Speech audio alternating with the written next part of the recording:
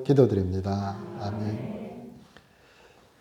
제가 일부 예배 때도 말씀드렸었는데 오늘이 맥주 감사 주일입니다. 예, 저희 교회에서는 지키지 않습니다. 예, 지키지는 않으나 맥주 감사 주일 이렇게 얘기할 때 말 그대로 맥주는 볼이죠.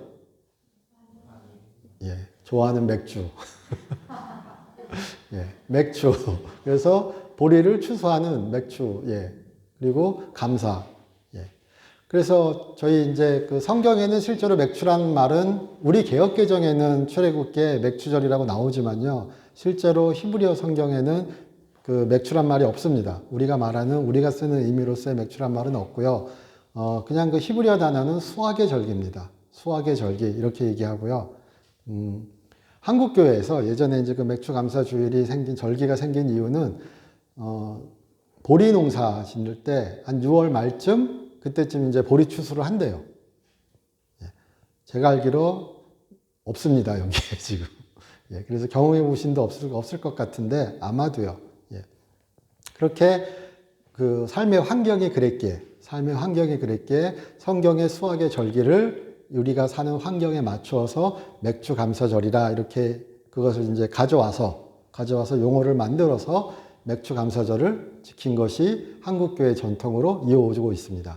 추수감사절 또한 실제로 미국의 그 청교도들이 와서 그렇게 첫 추수를 하나님께 감사하며 그렇게 기념하고 서로 간에 나눈 것을 기억하고 기념하기 위해서 추수감사절기를 지키는 것처럼 맥주감사절기도 그런 기억과 감사의 의미로서 예배를 통해서 지키는 거죠.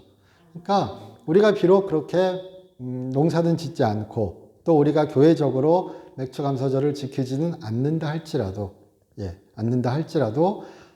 주께서 우리와 함께 계시고 주께서 이 한 해도 벌써 반이 지나갔지만 그렇게 나와 함께 하셨구나.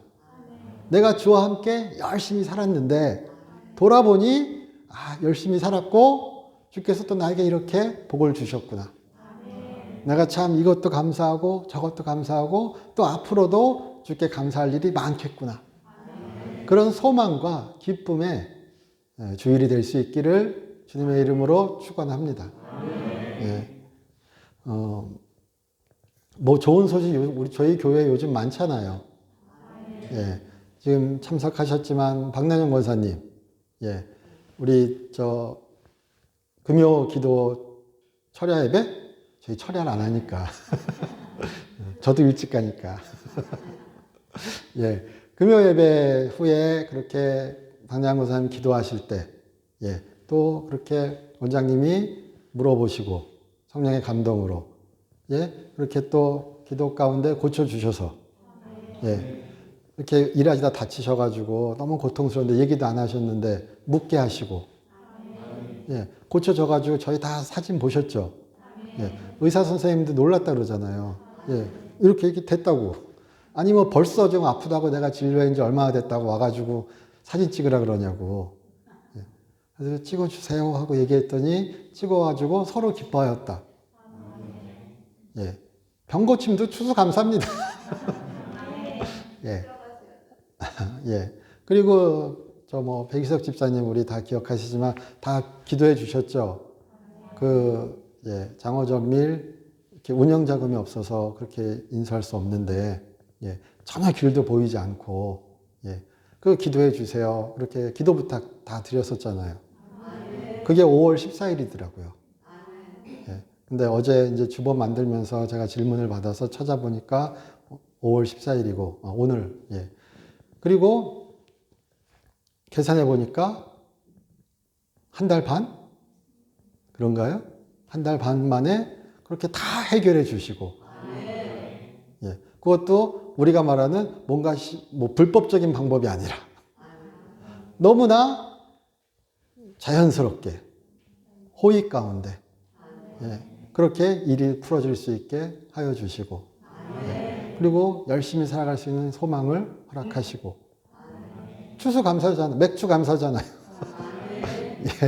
보리를 얻으셨잖아요. 그러니까 초실절 이렇게 얘기합니다. 첫 열매. 그러니까 초실절의 절기, 칠칠절은 원래 6월절 이후에 이제 77절 얘기해서 우리 오순절 이렇게 얘기하는 거거든요. 그래서 뭐 초실절, 77절 이런 식으로 얘기하는데요. 예. 그냥 감사하는 절기다. 예. 뭐 항상 우리 감사하지만 그렇게 또 제가 말씀은 드리지 않았지만 많은 감사할 일들이 많이 있었죠. 예. 제가 특별히 이렇게 말씀 안 드려도요. 우리 각자에게. 그래서 매일매일이 예. 그렇게 추수감사주일이 되기를, 맥추감사주일이 되기를, 그리고 그렇게 성령 안에서 살아가는 길이 되기를 주님의 이름으로 축원합니다. 예. 저희 오늘 갈라디아서 본문, 예, 갈라디아서 6장 1절부터 10절까지의 말씀을 같이 읽었습니다. 그리고 제가 제목을 신령한 너희는 이렇게 적었습니다. 예. 우리 신령한 너희는 그러면 뭔가 영적인 사람, 예. 우리가 보통 교회 안에서 저 집사님, 저 권사님, 저 성도님 영적이세요. 그럼 어떤 의미죠? 예언의 은사, 예, 방언의 은사, 아니면은 뭐 그렇게 지식의 은사, 예, 치유의 은사, 또는 보통은 그런 의미로 쓰이죠. 우리 한국 교회에서. 저만 다른 교회 다녀요? 예, 보통은 그렇게 쓰이고요. 보통은 그렇게 쓰이고 또 미국이나 이런 데서도 그런 의미로 쓰이기도 하고요. 실제 교회 생활에서. 그리고 영어로 스피리추얼이라고 할 때, 스피리추얼을 할 때 소문자를 쓸 경우에는 어떤 사람의 성향이나 사람의 태도 또는 도덕적인 윤리, 미덕으로서의 그런 영적인이라고 쓸 때는 그렇게 겸손하고 온유하고 절제하는 그런 사람의 인격, 그런 것을 말할 때 경건함, 이런 것을 말할 때 영적이란 말을 씁니다. 예. 그래서 괜히 영적이라 그럴 때 뭐 성령 이렇게 생각하시는 게 아니라 실제로 말할 때 영적인 의미는 그렇게 우리가 말하는 그런 은사적인 의미의 영적인, 또는 어떤 사람의 인격으로서 성향으로서 태도로서의 영적인 경건함, 종교적인 경건함, 이런 것을 말할 때 영적이란 말을, 그래서 영성이란 말은 성령 받자 이 말보다 오히려 더 다가오는 말은 그렇게 인격을, 도덕을, 윤리를 함양하는 것, 경건을 나타내는 것, 그런 것이 영성이라고 얘기하거든요. 예. 그런데 그러면 여기서 신령한 너희라 그럴 때 그런 엘리트 혹은 성숙한 이런 믿음에 성숙한 사람을 얘기하는 것일까? 근데 제가 기억하는 바는, 그리고 제가 믿는 바는 여기서 사도 바울은 그런 영적인 엘리트들을 얘기하지 않습니다. 신령한 너희는 그냥 헬라어 그냥 그 문장을 그대로 직역하면 아주 가장 간단한 직역은 영의 사람들입니다. 영의 사람들인 너희는 이렇게 나옵니다. 그럼 영의 사람들은 뭔가? 성령 안에 있는 사람들이죠. 예. 그리고 영으로 시작하여 영으로 끝나는 사람들이죠. 우리가 영을 통하여, 성령 하나님을 통하여 예수님을 구주로 고백하셨죠. 그리고 그렇게 영의 인도하심을 따라 살기로 결심하셨죠. 그리고 영의 인도하심을 따라 살아가시죠. 그리고 그 영의 인도하심을 따라 나의 삶을, 우리의 행위를 일치시키고자 하는 그 끝에 예수께서 우리를 안아주실 것을 믿고 계시죠. 확신하시죠. 그게 바로 영을 따라 사는 삶이죠. 그렇습니다. 예, 그게 바로 영의 사람입니다. 영에 속한 사람. 예, 그리스도에 속한 사람처럼 영의 사람이란 것은 뭔가 여기 갈라디아서 본문에서 얘기하는 영의 사람은 뭔가 구별되고 특별한 사람이 아니라 그렇게 예수를 주로 고백하고 그렇게 믿음의 고백 가운데 그렇게 성령 안에 있는 사람. 예. 성령과 함께 하고자 하는 사람.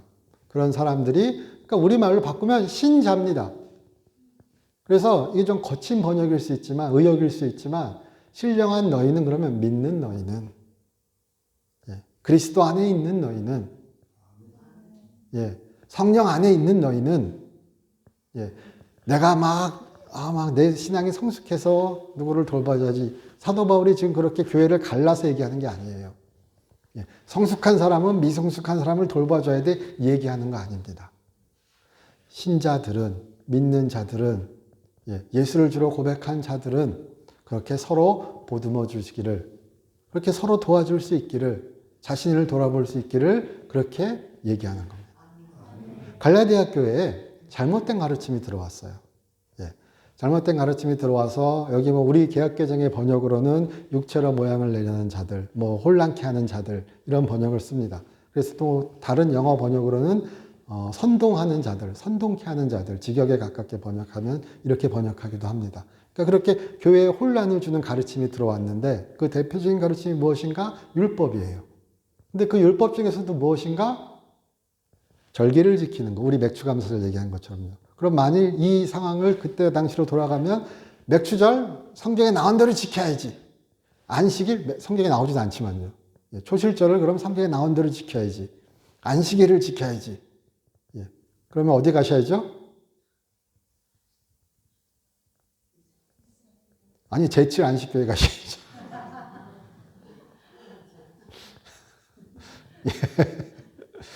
여호와의 증인 가셔야죠. 저희가 아니라. 안 지키시잖아요. 그렇죠. 6월절 안 지키시잖아요. 6월절에 우리 안식일 안 지킵니다. 안식일의 정신을 우리가 기억하고 살아내는 거죠. 안식일을 지키지 않아요. 그러니까 그렇게 대표되는 우리가 유대인처럼 살 필요 없어요. 유대인의 모습을 나타낼 필요가 없어요. 우리는 하나님의 새로운 이스라엘이에요. 교회는요. 옛 이스라엘이 아닙니다. 우리는 그런 의미에서 아브라함의 자손이라고, 영적인 아브라함의 자손이라고, 영에 속한, 우리는 그리스도, 영을 통하여 그리스도에 속한 자들이기에 아브라함의 자손일 수 있는 거죠. 어렵지 않죠? 일부 예배 때 좀 다른 얘기 하다가 막 조셨어요. 제가 자괴감이 들었습니다. 언제나 이게 조시면은 조는 분의 잘못이라기보단 전하는 자의 잘못이 크죠. 이 앞에서는 이렇게 얘기해야 돼요. 제가 사담 가운데는 다르게 얘기할 수 있어도 앞에서는 이렇게 얘기해야 됩니다. 그렇죠? 정상적인 사람이라면. 탓하면 안 돼요. 정상적이라면. 물론 사담은 다릅니다. 그런데 그렇게 교회에 잘못된 가르침이 들어와서, 근데 이 잘못된 가르침은 우리가 잘 한번 생각해 보시면은 이 모든 사람들은 예수를 메시아로 주로 고백한 사람들입니다. 그러니까 시작은 똑같아요. 다 우리가 말하는 이신칭의를 믿는 사람들이에요. 이신칭의로서 의롭다 하심을 얻은 사람들이에요. 그런데 어떻게 우리가 구원의 길을 걸어갈 것인가? 어떻게 하나님의 영광이 우리의 목적인데 어떤 원리로 우리가 누구를 따라 갈 것인가를 얘기하는 거예요. 뭐를 해야 완벽하게 더 하나님이 기뻐하실 것 같아. 더 우리가 그리스도인으로서 멋지게, 이런 표현 적절할지 모르지만 나타날 수 있을 것 같아. 그렇게 얘기할 때 그럼 유대인처럼 살아야지. 유대인처럼 살자. 어떻게? 할례를 통하여, 절기를 지킴을 통하여, 음식을 구별함을 통하여, 율법을 지킴을 통하여 우리가 그렇게 그리스도의 길을 따라가자. 이렇게 얘기하는 겁니다. 그러니까 사도 바울이 경악하는 거예요. 뭔 소리야? 우리는 영으로 시작한 사람들이야. 3장 2절 한번 보세요. 갈라디아서.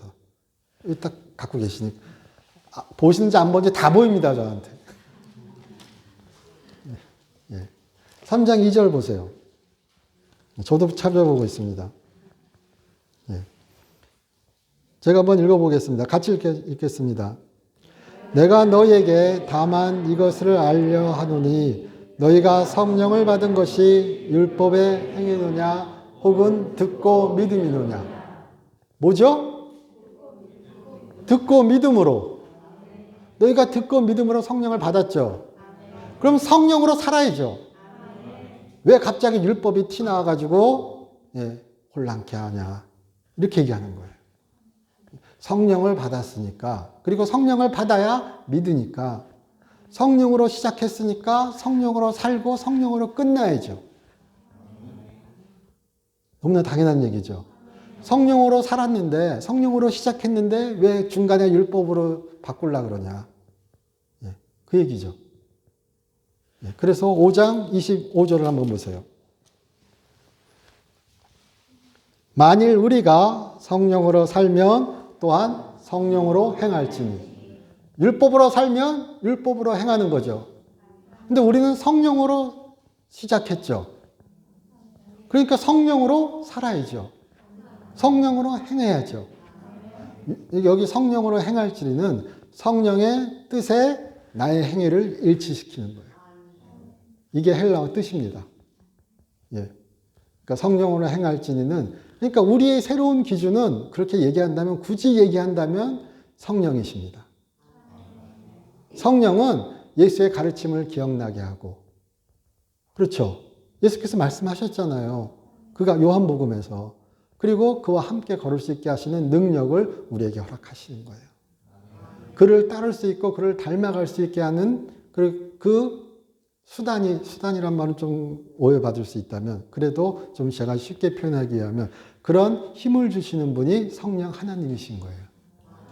그러니까 성령을 따라 성령의 뜻에 따라 우리의 삶을 자꾸 거기다가 갖다 붙이셔야 되는 거예요.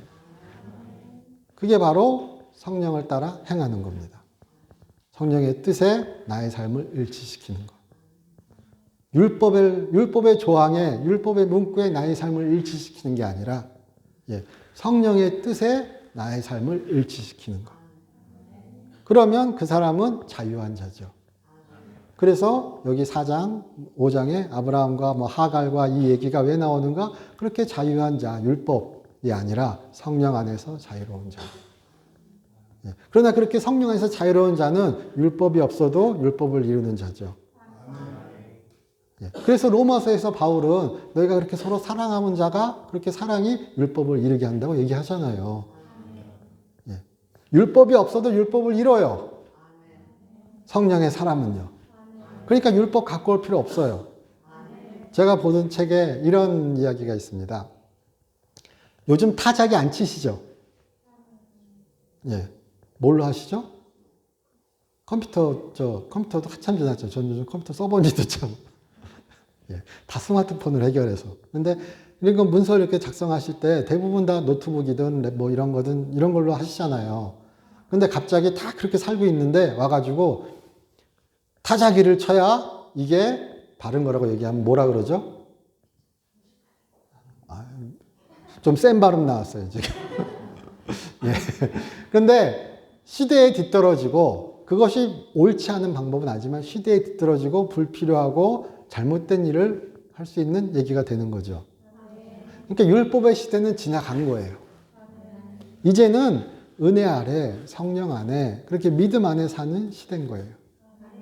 그래도 율법을 이루어요. 예수께서 율법을 온전히 이루셨던 것처럼. 우리도 완전할 수는 없겠지만 그리고 그 길은 마지막에야 우리 부활한 그 몸이 되어야 가능하겠지만 그때까지 우리의 어떤 규례는 우리의 목표는 우리의 어떤 그 기준은 성령이신 거예요. 율법이 아니라. 갈라디아서에서 사도 바울은 그 얘기를 합니다. 행위와 믿음에 대해서 얘기하는 게 아니라 그렇게 어떻게 온전하게 살아갈 것인가. 율법이 아니라 믿음으로. 율법이 아니라 성령으로. 그렇게 살아가자. 그리고 그렇게 살아가는 자들은 여기 지금 오늘 우리가 읽은 본문에 교회에 분란이 있을 때, 그렇게 교회에 어려움이 있을 때 서로 사랑으로 도와준다. 서로 일으켜준다. 그 얘기하는 겁니다. 그리고 그렇게 일으켜줄 때 신령한 너희는 교만하지 않아야 된다. 왜? 신령한 너희조차도 나조차도 유혹에 넘어질 수 있으니까. 오히려 더 공격받기 쉽죠. 능력 있는 분들이 부럽기도 하지만 공격받는 거 보면 참 다행이다 그런 생각도 안 드세요? 그렇잖아요. 우리 스타의 삶 얘기할 때 한편에서는 좋지만 한편에서는 참 번거롭겠구나 이런 생각 하시잖아요. 이율배반적이지만. 그런데 여기서 신령한 너희는 아까 제가 말씀드렸던 영의 사람 일반 의미예요. 신령한 너희는 누구나 유혹에 약해요. 그래서 사도 바울이 얘기합니다. 여기 우리 뭐라 그러죠? 오늘 1장에 6장 1절에 너희는 온유한 그러한 자들을 바로잡고 너 자신을 살펴보아 너도 시험을 받을까 두려워하라. 신령한데 왜 두려워해요? 신령한데 두려워해야죠. 유혹에 똑같이 약합니다. 그러나 성령의 내 뜻을 우리의 삶을 일치시키려고 노력해야 되는 거죠. 그 얘기하는 겁니다. 뭔가 뭐 그냥 영적이면은 유혹을 팍팍 튕겨내요. 튕겨내는 경우도 있더라고요. 그런데 끊임없는 승리는 보장되어 있지 않습니다. 넘어집니다. 넘어진 자를 저 유혹에 진짜 정죄하면 같이 지옥 가십니다. 오히려 더 크게 혼나실 수도 있습니다. 그것이 아니라 여기 나와 있는 것처럼 온유한 심령으로 회복될 수 있도록 그렇게 하여 주라. 그리고 우리는 다 그렇게 약한 자들이다. 영이 주는 능력 안에서 우리가 약한 자들이나 서로 그렇게 보듬어 안아주자. 이렇게 얘기하는 본문입니다. 그렇게 교회의 분란을, 교회의 분열을 거짓된 가르침을 이겨내자. 그들이나 우들이나 여기서 말하는 그들이나 우리나 다 같이 영으로 시작한 사람들이니까 영으로 살아가자. 율법의 길로 살아가는 것이 아니라 이렇게 얘기하면서 얘기하는 겁니다. 그래서 온유한 심령이란 말도요. 그래서 그렇게 말할 때 온유한 심령은 우리 번역은 온유한 심령이라 그럴 때는 딱 사람이 온유해야겠구나 이렇게 생각하시잖아요. 근데 이 헬라어 문장을 그대로 그냥 직역하면 온유함의 영입니다. 온유함의 영으로, 온유의 영으로. 그럼 이것을 인간적으로 생각하면 온유한 심령처럼 번역되는 거고요. 성령이 주시는 온유함으로 생각한다면 온유함의 영으로 이렇게 번역해야 되는 겁니다. 그럼 우리 오순절적이면 어떤 게 맞을까요? 저는 온유함의 영이 맞다고 생각합니다. 성령이 주신, 성령을 따라 살려고 하잖아요. 성령은 누구세요? 우리가 능력 가운데 살아갈 수 있게 해주신 분이세요. 우리의 목적은 하나님의 영광을 나타내는 거예요. 그리스도의 모범을 따라서요. 사랑의 원리를 찾아서, 사랑의 원리를 맞춰서 그리스도의 모범을 쫓아 하나님의 영광을 위하여 살아가요. 근데 거기에 그렇게 살아갈 수 있게 능력을 주시는 분이 누구세요? 성령 하나님이세요. 그 성령의 능력이 우리에게 있어야죠. 그 성령의 능력이 바로 여기 나오는 또 성령의 열매라고 얘기하는 우리 쭉 앞에 5장 21절에 22절에 나오죠. 그런 것처럼 그렇게 성령의 능력 가운데 온유함의 열매를 맺는 거죠. 그 온유함은 또 무엇인가? 여기 나온 것처럼 그렇게 성령의 온유함은, 영의 온유함은 서로 회복시켜 주는 거예요. 누가복음에서는 이렇게 금을 이렇게 수선하는 거 있죠. 그러니까 그렇게 원모습을 찾게 해주는 거예요. 원모습을 찾게 해주는 게 뭐예요? 율법의 죄, 범죄하였다 그럴 때 그렇게 그것이 아니라, 그것이 너의 모습이가 아니라 성령의 사람으로서 구원받은 자로서의 그렇게 주님의 사랑하는 자로서의 모습을 회복할 수 있게 복돋아주고 일으켜주고 또한 깨우쳐주는 그런 역할들. 그것이 있는 교회는 행복한 교회겠죠. 실패할 수 없는 교회겠죠. 우리 교회가 그런 모습이 될 수 있기를, 또 우리 가정이 그런 모습이, 우리 일터가 그런 모습이 될 수 있기를 주님의 이름으로 축원합니다. 그래서 자랑하세요. 신령한 나라고요. 신령한 우리는 참 오해 많고 오해할 수 있는 표현이지만 우리 번역이 신령한이니까. 그러나 영의 사람인 우리는, 영에 속한 우리는 성령께서 우리를 소유하셨어요. 우리는 그의 뜻을 따라 살고자 해요. 그는 우리의 믿음을 가능케 하시는 분이세요. 그가 능력을 주셔야 돼요. 그리고 우리는 거기에 우리의 그냥 삶을 그냥 맞추셔야 되는 거예요. 노력하셔야 되는 거예요. 그러면 말씀이 다르게 다가오죠. 그걸 경험하셨죠. 예. 그리고 다르게 다가오더라고요. 예.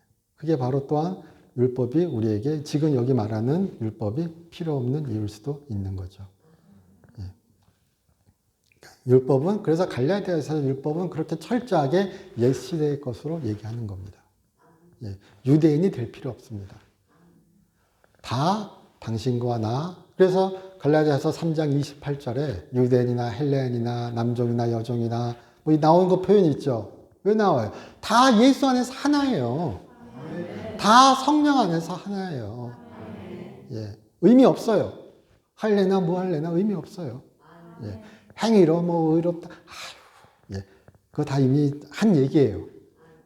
예. 행위와 믿음을 싸우는 게 아니라 율법과 성령이 싸우는 거예요. 이 시대는 율법의 시대가 아니라 성령의 시대예요. 그렇게 얘기할 때는요. 예. 너무 날카롭게 구분하면 또 애매하지만, 왜냐면 그때도 성령이 있잖아요. 성령이 계셨잖아요. 구약에도. 그러니까 그때는 성령이 없었고 지금은 성령이 있냐 이 얘기가 아니라 우리가 편의상 구분을 할 때 율법의 시대는 지나갔고 그리스도는 그렇게 성령의 시대를 우리에게 열어주신 거예요.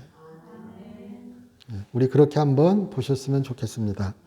예, 그래서 우리는 신령한 우리입니다.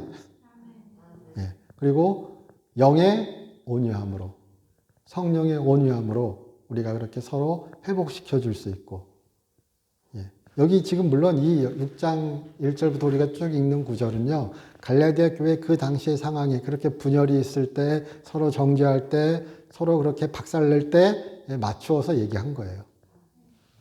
예, 아주 특정하게 딱 그거 꼬집어 얘기한 거예요. 예.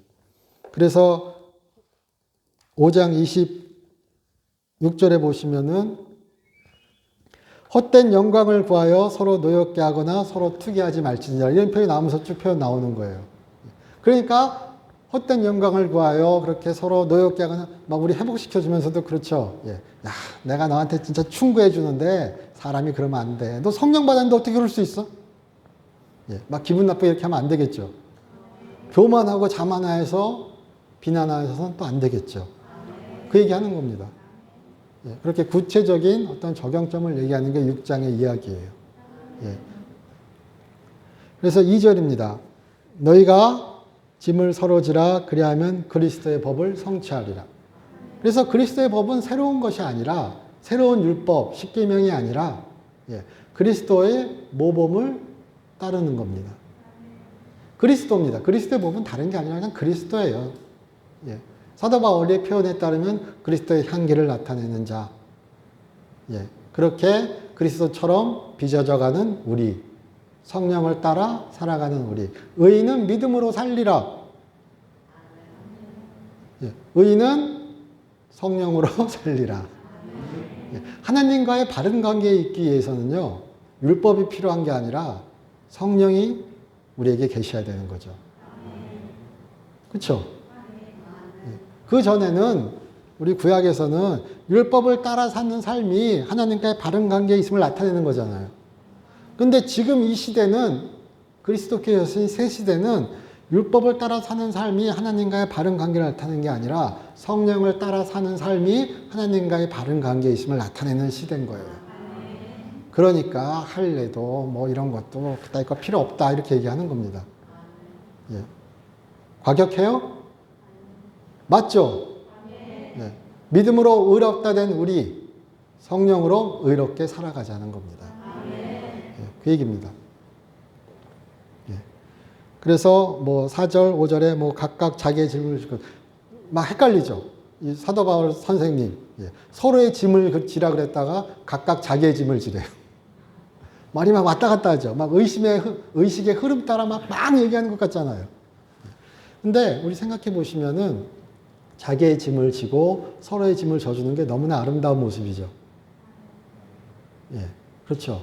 스스로를 돌아보고 우리 스스로 진 짐, 그 우리가 이겨낸 짐, 성령과 함께 성령의 인도하심을 따라 그렇게 우리는 결국 가치라고 얘기하지만 결국 우리 개개인이 하나님의 심판대 안에 서게 되죠. 예.